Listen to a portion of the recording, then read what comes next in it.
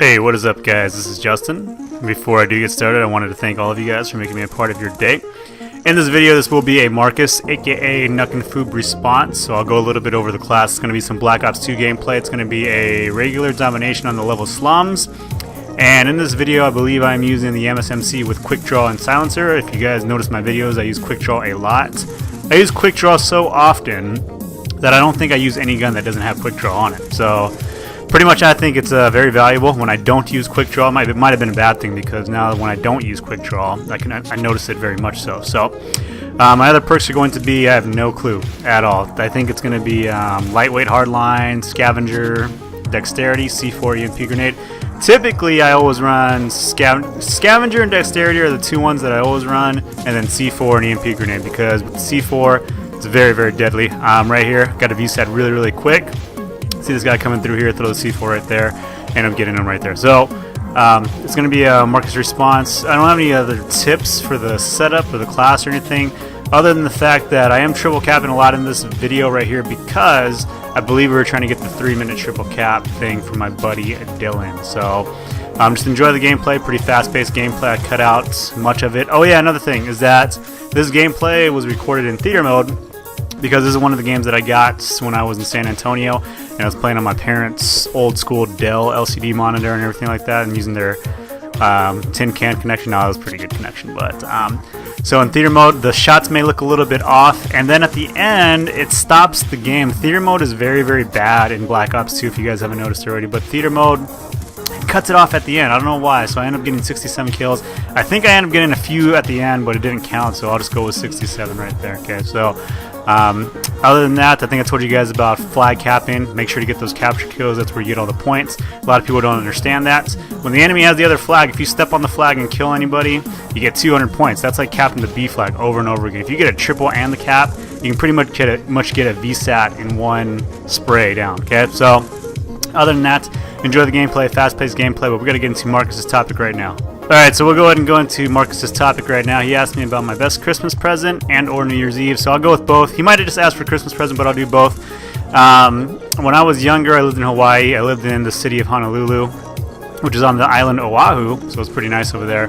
But the best Christmas present I ever got was a bike. So a lot of you guys probably remember your first bike. My family, we didn't really spend a lot of money, so my parents were kind of frugal, or cheap if you will, so we didn't really get a lot of cool stuff.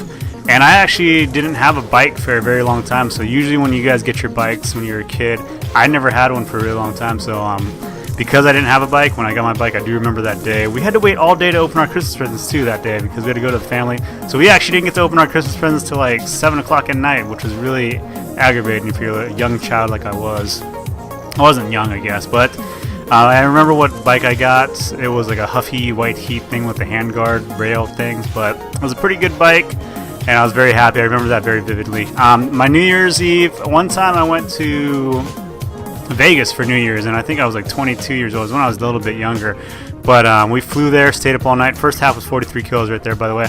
And then we flew to Vegas and went through the New Year's thing and all that stuff, so it was pretty fun.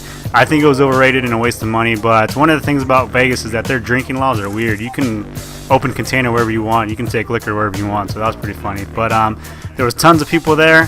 So many people, it wasn't very fun at all, but that was my New Year's Eve deal bash. It was pretty fun. I wouldn't go again. It was too expensive, and I was kind of young. But it is cool, the drinking laws. I gotta get out of C-Flag and then my brother says we have the lightning strike right there. So getting into Marcus's topic, we're gonna go ahead and talk about this right now. Alright, so as you can see from the picture right there, I stole it from Nuck and Foob. It was from a Q&A session he asked me quite a long time ago. It says, what is your opinion on downloadable content versus physical copies of discs? An example being the PSP Go, where all games have to be downloaded. I actually don't have a problem with games going all DLC. The only problem is going to be the price.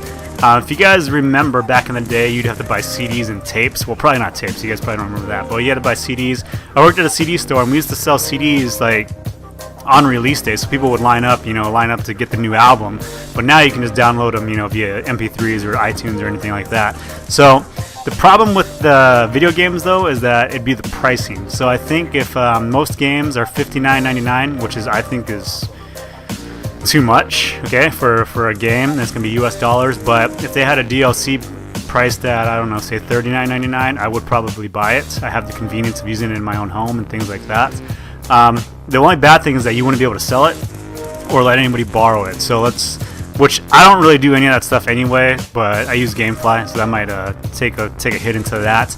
I know most game developers and publishers don't really care about that, but I think the new Xbox is probably going to head in that direction. I think if they figured out the good medium to where they could sell DLC games without cannibalizing their physical products, which would be very difficult because we've been so used to buying games and having something in your hand, I think that'd be a good idea. But as of right now, I think they don't really respond to the consumer because we're stupid and buy anything anyway. But the game's going to cut off because theater mode is being stupid, and I end up getting, I think, if it shows it right here, 67 kills, 3 deaths, and 5 caps, and 6 defense. So that's my topic for Nuck and Foob, which was actually his own question. Be sure to go to his channel, subscribe to him, and let him know that I sent you. So other than that, I've been Justin. I'll catch you guys later. See ya.